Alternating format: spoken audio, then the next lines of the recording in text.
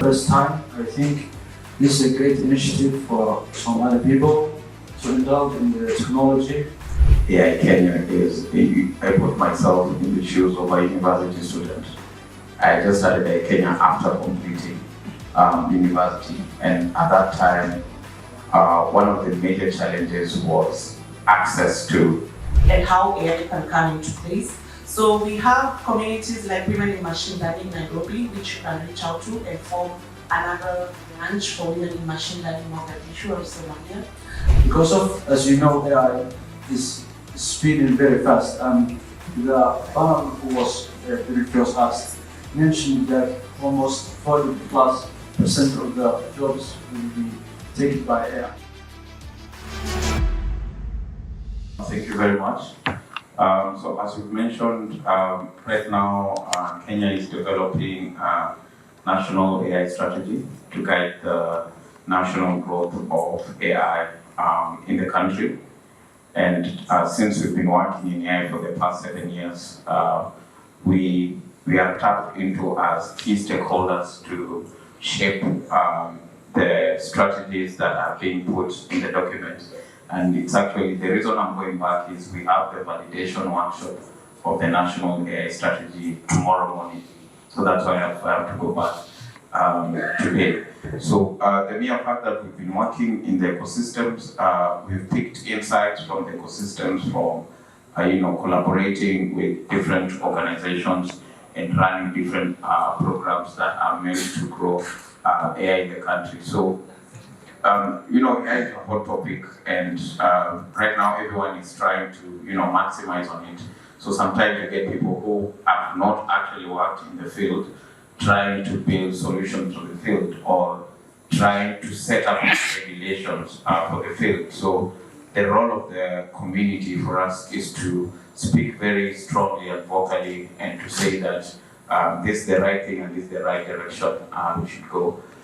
So there's a lot of opportunity with still working with the government more, advising the government, advising academia on how to improve different elements that all contribute to the growth of AI.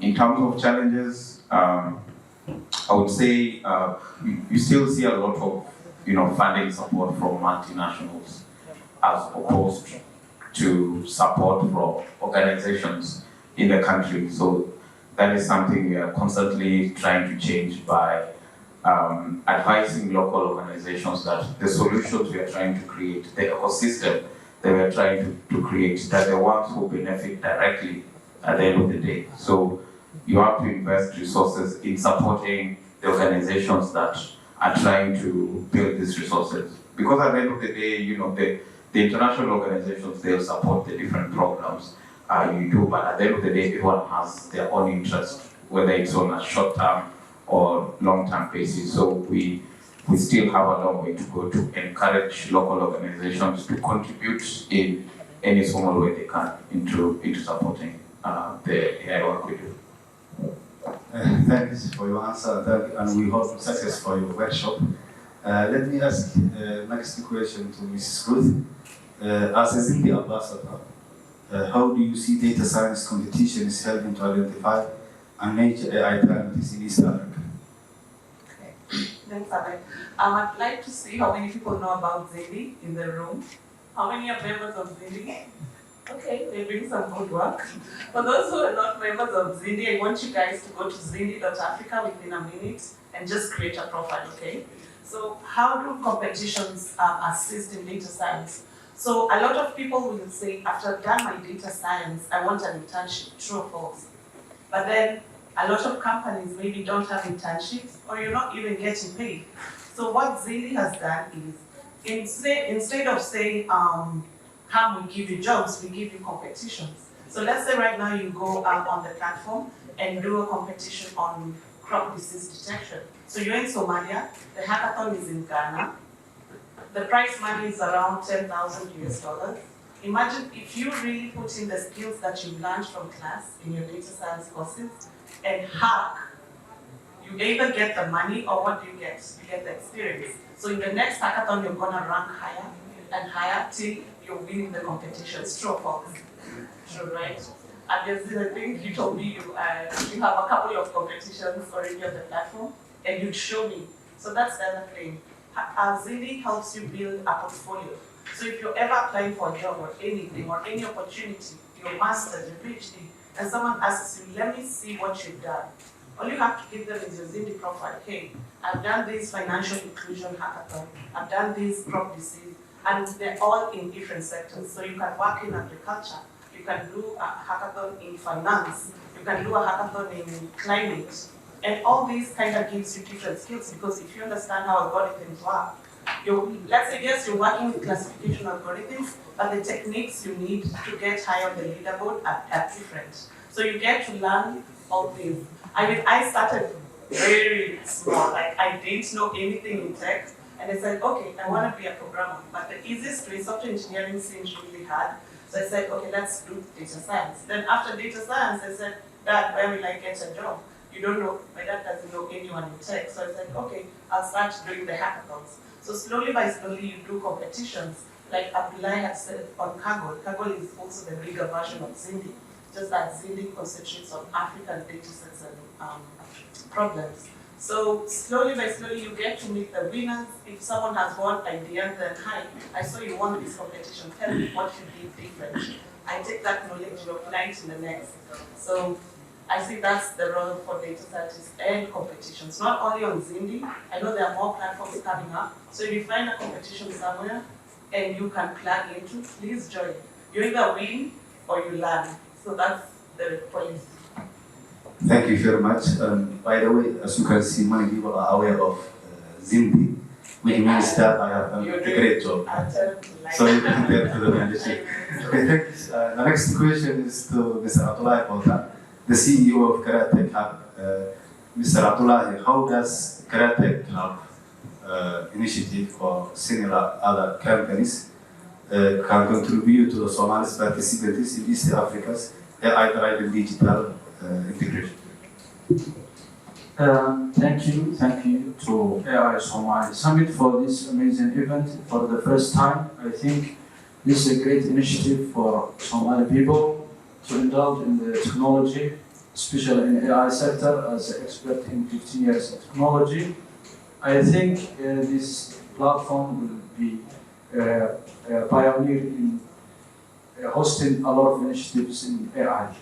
And if I come back to your question regarding how our tech hub contributes in AI in East Africa, I think based on our capacity as an institution and as a country, we are playing in advocacy role. So, personally, I contributed in the technology sector in the Somali National Transformation Plan, which is almost finishing this month. I contributed my expertise in that field. On the institution-wise, we advocate to the institutions such as the universities and high schools to indulge and include sub-faculties and classes regarding AI. Because of, as you know, AI is speeding very fast, and the panel who was previous asked mentioned that almost 40+% of the jobs will be taken by AI. So we have to be very competitive in that regard. Somali people, we know that we are almost 70% are youth. Especially, we are consume a lot of content. Most of us, we use entertainment. So to our capacity, we create content. Regarding introducing AI, I actually participated personally in the podcasts, and I share awareness on how can we learn the importance of AI and more. Regarding the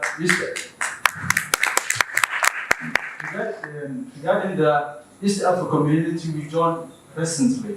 So our Kenyan brothers, they are pioneers in that field because they have strong government and democratic, and we are also strong for the fintech.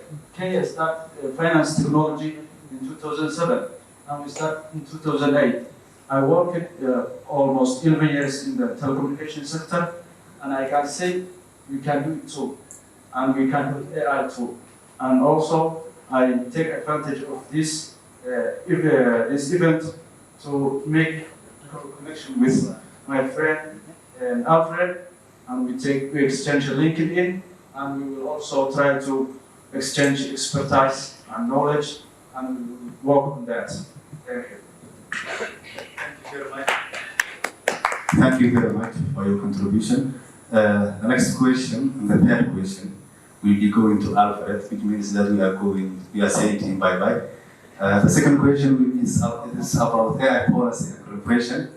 Mr. Alfred, what role do AI communities like Kenya AI, Tanzania AI, Somalia AI can play in influencing policy and fostering collaboration between governments, academics, and private sectors? Yeah, so tech communities, like the ones you mentioned, first of all, bring the expertise and the understanding of the technology, because we are constantly monitoring the trends in terms of what is happening, and we come in to now explain and create a better picture of how the technology might influence different sectors or different industry. So it's really coming in as that layer to talk between the public and talk with the government, or public and academia. So it's very critical for these tech communities to take part in policy discussions, because some of the times in different African countries, lawmakers will put up laws that benefit their interests without really understanding how this technology is going to affect people or what the technology does. So it's very important for tech communities to take part in the public's participation of the feedback stages of these different bills or regulations that are being put out. As I said in my keynote, that you cannot say that you are a techie or you work in the tech community or you work in the industry, so you don't take part in the law forming or regulation process. And it's now the duty of the tech leaders, tech community leaders like yourself and myself, to really push the community and say, we have to participate in this bill, or we have to participate in this regulation, or we have to participate in this particular discussion by the government and academia or industry. Thank you very much. The last question still goes to Alfred. We are like in a rush because we don't have much time. At least maximum we have 4 minutes. So I hope that your conclusion and your answer the following question, you can just finish with the 4 minutes. The question is about capacity building. In order to have national AI strategy, it needs capacity building. So how does Kenya AI engage with the young professionals and students to build the AI talent that aligns with the needs of East Africa's digital integration goals? Yes, so for capacity building, the guiding principle for me when I was working on AI Kenya is I put myself in the shoes of a university student. I just started AI Kenya after completing university, and at that time, one of the major challenges was access to knowledge around AI and opportunities. And for most of the industry, there was a paywall attached to it. So you had to pay certain money to get a good training course or get connected to experts. So having seen that problem of cost to knowledge and experience, decided to make sure that all the different programs for the AI Kenya community are free to access for everyone. And so collaborating with different organizations such as Microsoft to ensure that when we are doing a coding training workshop on R or credit scoring systems, we record that particular workshop and we put it on YouTube. And then anyone in the world can watch the workshop, not only in Kenya, but anyone in the world can watch the workshop. And we found out that that is more impactful, and we're able to reach more people as opposed to just doing an in-person event and not recording. And then also having very engaging online platforms, a WhatsApp group, a Telegram group, a Slack channel. We even tried Discord, Facebook, LinkedIn, and so on. So making sure that these platforms are very easy to get into and get out of if you want to, but making sure that you have very strong community guidelines to ensure that everyone who is participating in the community is doing it in the right way. And then also at some point in time, doing a countrywide sort of tour to talk about AI with different schools and institutions. And of course, you can't do it alone. You have to partner with someone else who is trying to do that and say, okay, we are AI Kenya, we are also passionate about AI. Please let us join you, and we are going to tour the country and just talk to students and different people who are interested in AI. So it is both, just to summarize, it's both online capacity building programs and also in-person capacity building programs, but making sure that the barrier in terms of cost is removed for the normal citizen.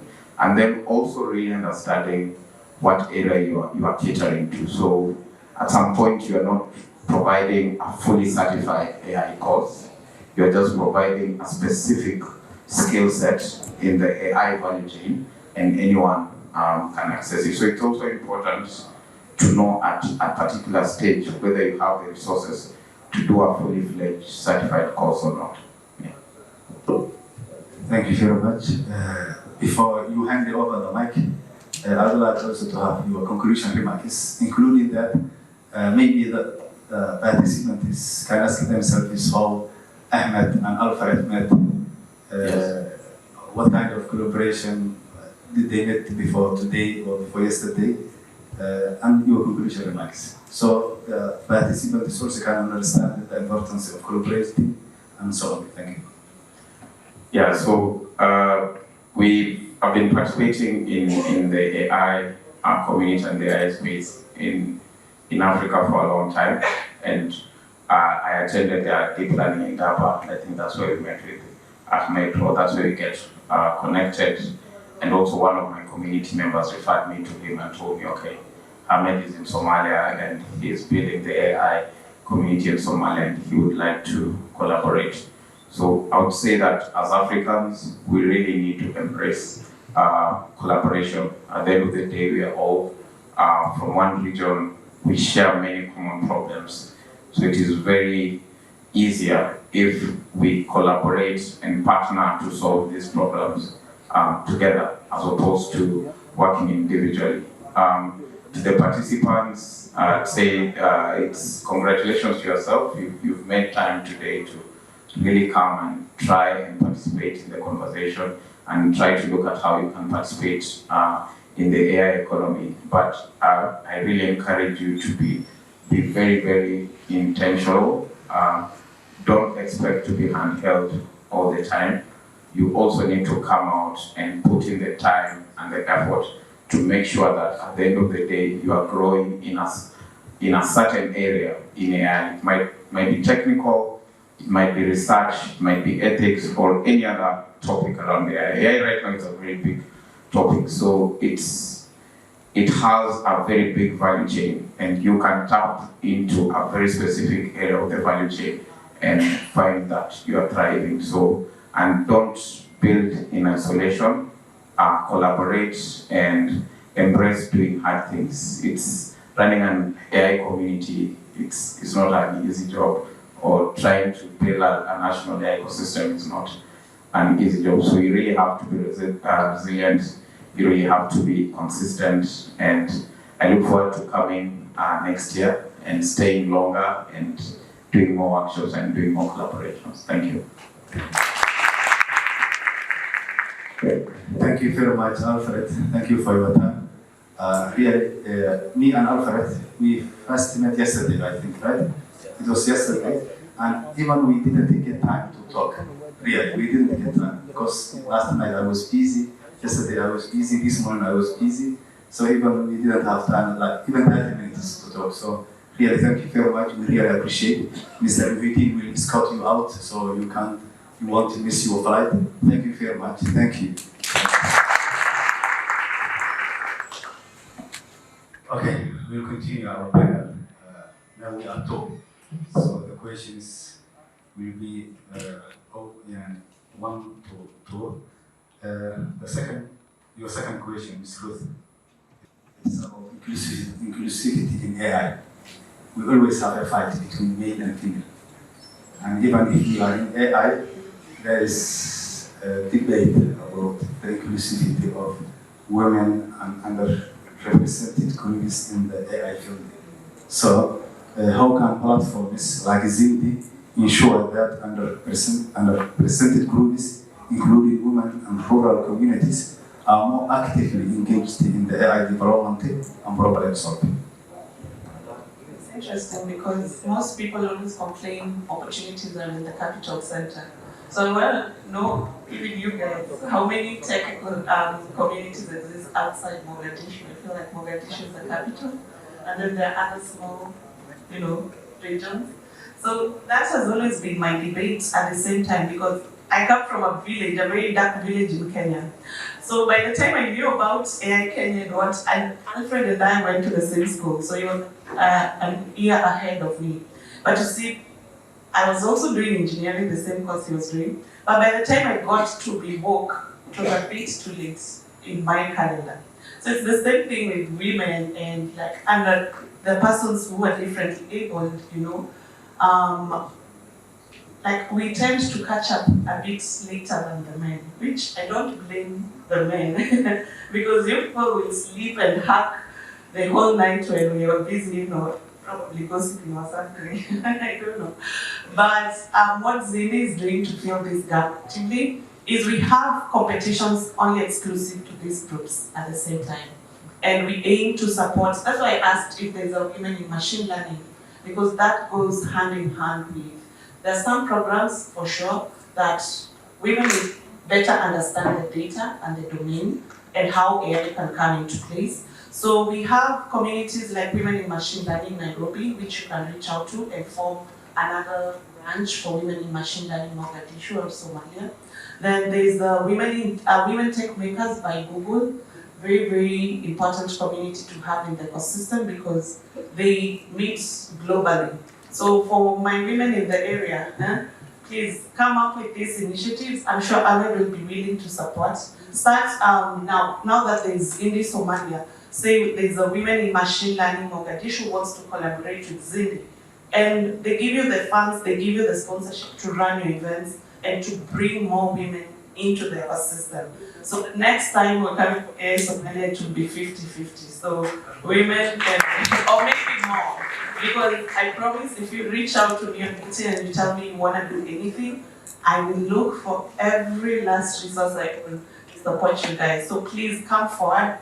I find men to be they send themselves, like they don't wait. And that's the agility I want to see in young women. Send yourselves. You always have to do double work. Yes, we understand, but we don't have room to complain because at the end of the day, some opportunities are the same. And one thing I'll also say with women in machine learning, there's some opportunities that 100 men will apply, but because you're the only woman who applied, it's a direct ticket. Because right now everyone is looking for representation and fairness and equality. So don't shy away. You're not qualified.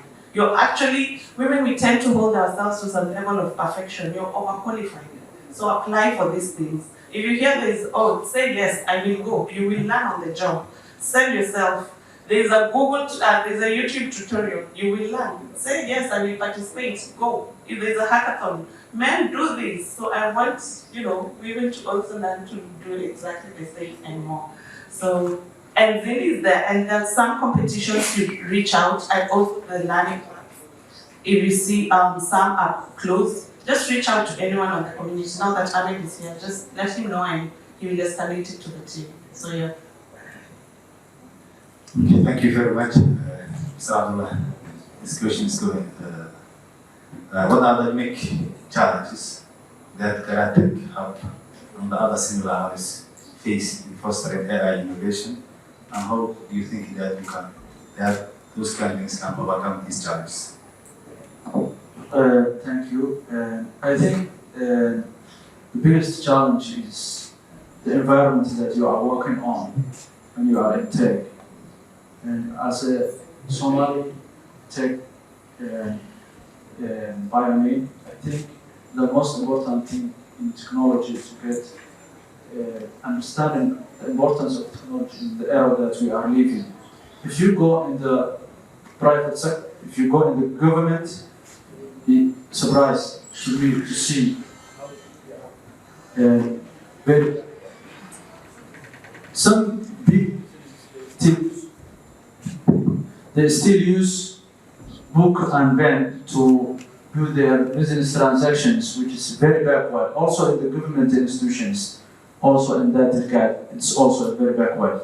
With all that, the challenges that we face in this understanding the importance of technology, forget about the AI.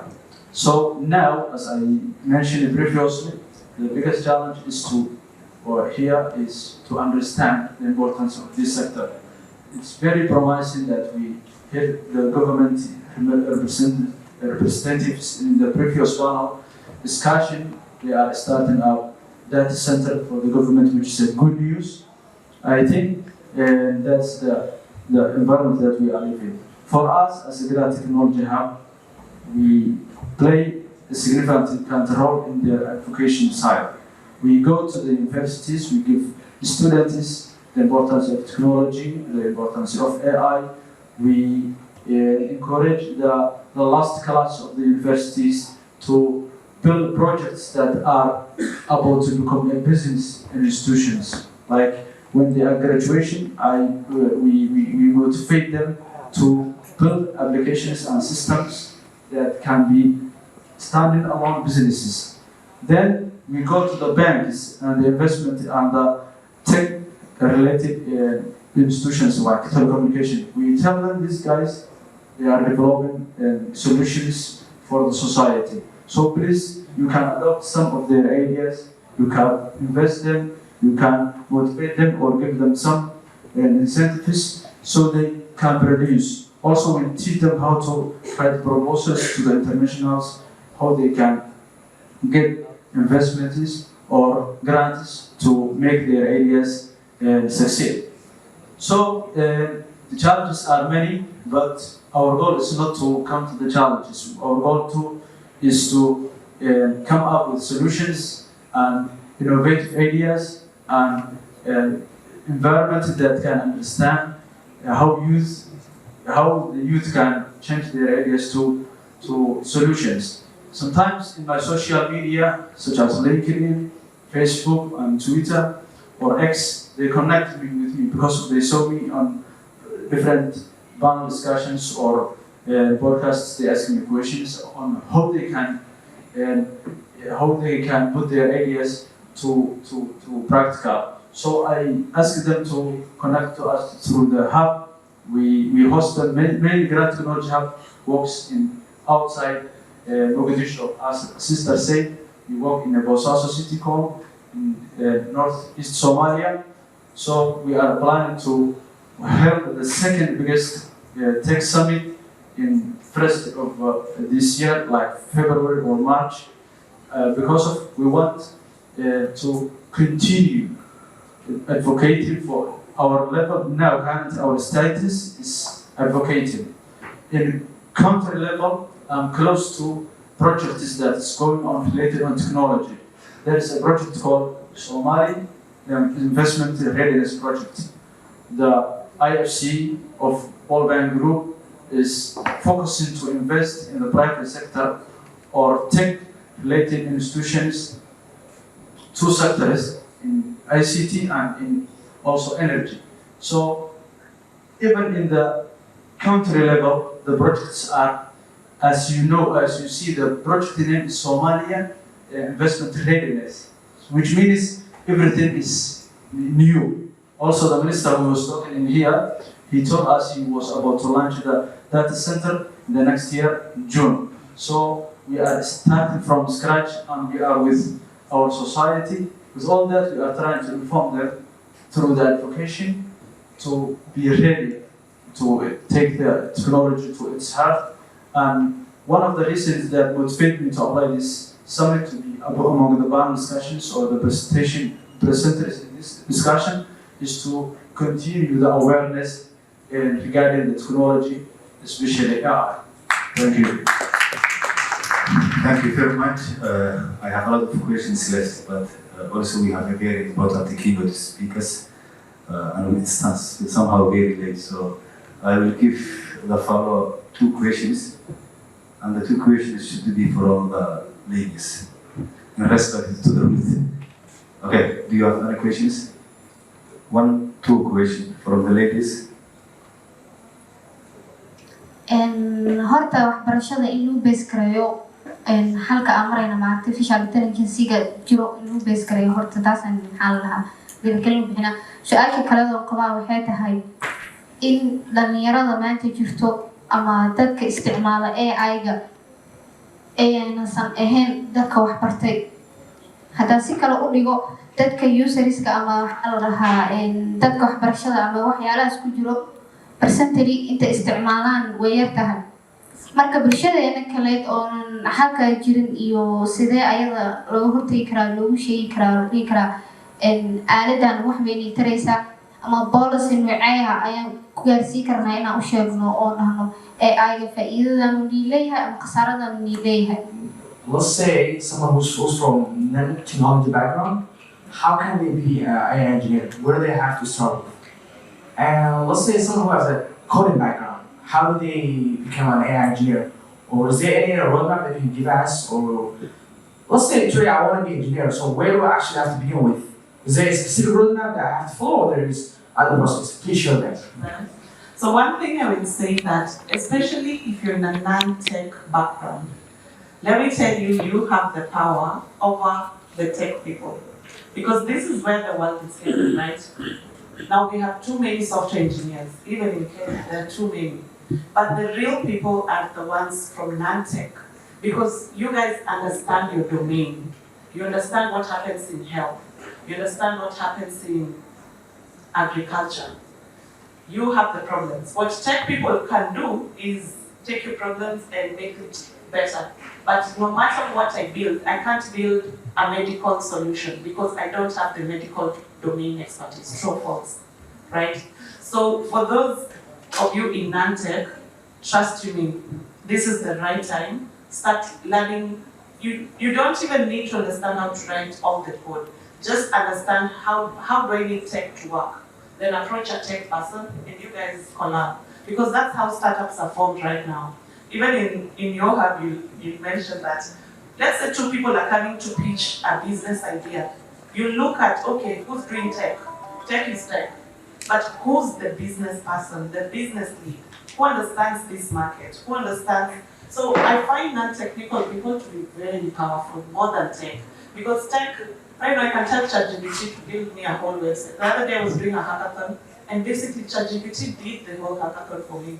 So I said, wow, I better go back to school to learn something else. Because tech now, if you know tech, just start learning non-tech things. Because that's where the opportunities are. In terms of the roadmap, I think Abdalah did a good job. I have it, I can share it with you, but he did amazing. I mean, he's from Google, so you better learn what he said. But I think the resources are very much there. And ZINDI, just check out zindi.africa/courses.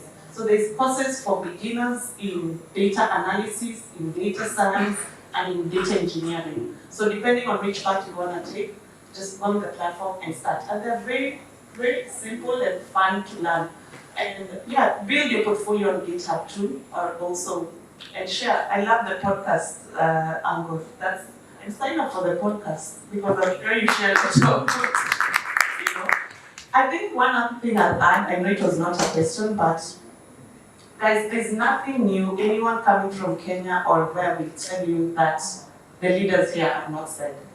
I mean, it's the same thing. I said, what can I go say in Somalia that Amed has not said already?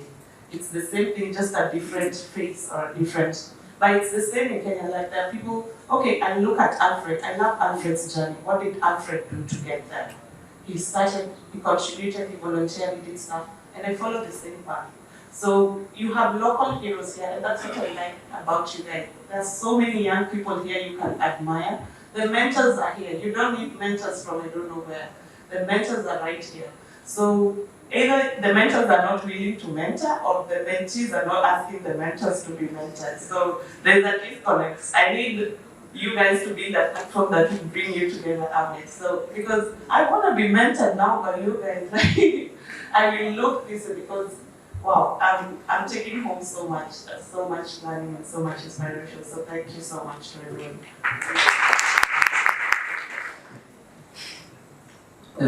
aad bay umahadsan tahay qali su-aashan sababta mawduuc waxyaaba badan bay ka hadashay laakiin waxaan umalaynaya inay na weydiisay faa'iidada iyo khatarta ay leedahay AI-ga umalaynaya su-aasheeda inuu hadalka u dambeeyey kolley AI-gu faa'iido badan waa leeyahay xaqiiqatan oo lagama sheekeyn karo qof walba oo ka shaqeynaya technology ama ka shaqeeya waxyaabahan aqoonta casriga ah AI-ga si unba u isticmaalay ama ha ahaato inuu xog ku diyaarsaday ama ha ahaato inuu questionnaire u diyaarsaday ama inuu qoraal ku qortay ama inuu mawduuc ku diyaarsaday inuu kadibna soomaaliyeystay ama CV inuu ku qortay si unba u isticmaalay waxaa jira dad badan oo aqoon-yahan oo weliba khubaro ah gaar ahaan xagga aqoonta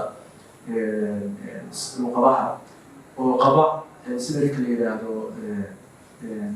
yidhaahdo non-Jewiski wuxuu leeyahay AI-gu wuxuu yahay waa tuuga ugu weynaa buu leeyahay sababtoo ah AI-gu waxa asaga alifay ma sameeyo xog internetka taaba u soo qaata kadibna marka uu ku sameeyaa dib u erayeyn buu sameeyaa marka AI-gu runtii wax badan oo wuxuu leeyahay wanaagsan oo haddii si wanaagsan loo isticmaalo u baahan in laga faa'iidaysto wadamada hormaray oo ku tartamaya waxyaaba badan baa jira oo siyaasado ah oo ku saabsan sida AI-ga loo regulate lahaa tusaale ahaan oo kale AI-ga haddii lagu xiro nidaamka difaaca dalka oo kale AI-gu kadib isdaransiiyo inay jirto khatar ama cadow soo socda ama signal isqaldan uu xiro uu duqeyn bilaabo oo gantaalada lagu xiro dhibaatadii waagankana dagaalada dib u weyn bay sababi karaan sidoo kale waxay abuuri karaan in dadka identity-gooda la koobiyeeyo hadda waxaa jira lecture uu laga yeeshay ninka la yidhaahdo Smith oo Google CEO ka ahaan jiray oo jaamacad Stanford ay ka jeedinayay actually lecturekaas YouTube waa laga saaray maadaama uu ka hadlo waxyaabo sensitive oo aad camiiq u ah inkastoo dib loo soo geliyey waana dhiirigelinayna khiyaarta daawadaan waxyaaba uu sheegay waxaa ka mid ah in applicationada hadda jira sida TikTok iyo waxa la midka ah AI uu sameeyo kadibna xataa uu isku dayi karo uu xogtii ku jirtay uu soo qaado marka de waxaa u baahanaysaa inaad haysatid data center la Google oo kale ama TikTok oo kale oo waxa weeye terabytes of data uu qaadi karaa marka AI-gu runtii marka laga hadlayo si guud wuxuu leeyahay faa'iidooyin fara badan oo shaqooyin badan oo macaan soo noqonaya iyagoo routine ahaa uu fududaynaya marka loo soo noqdo shakhsiyaadka sidan caadiga ah wax badan oo shaqaaba ma abuuri kara gaar ahaan bahjana computerka ama technology ku jira kood badan oo la qori jiray waqti badan baad awood u yeelanaysaa haddii aad taqaanin logica ka dambeeya comedy-ga aad qoraysa inuu kuu diyaariyo AI waa weydiisay sida ChatGPT oo tiraahdo koodkaas oo shaqada ay qabanaya iyo qor luqadaas ku diyaarsan si fudud buu ku weydiinay hadda ka hor baa waxa ay weydiinay dhalinyaro ah AI wuxuu hawada ka saari doonaa dadka IT-ga bartay marka waxaan ku iri AI kama saari doono dadka IT-ga bartay sababtoo dadka IT-ga bartay waxay yaqaanaan su-aalaha saxda ah oo la weydiinayo AI-ga qofkaan IT garanayn sida ay sheegtay Ruth muxuu weydiinayaa marka waxaa muhiim ah qofkii xataa haddii soo ku jira sectorka oo technology-ga inuu barto qaabka su-aalaha loo weydiiyo AI-ga oo runtii mutawafir ku ah internetka meelihiisa kala duwan marka AI si guud faa'iido ayuu leeyahay waana waxyaaba hadda adigu ku tartamayo marka waxaan filayaa inaan ku jawaab su-aashaas. Okay, thank you very much. It was really fantastic. We have another keynote speakers, so we will give the time to them. Thank you, Ruth. Thank you, Abdalah. And thank you, Alfred.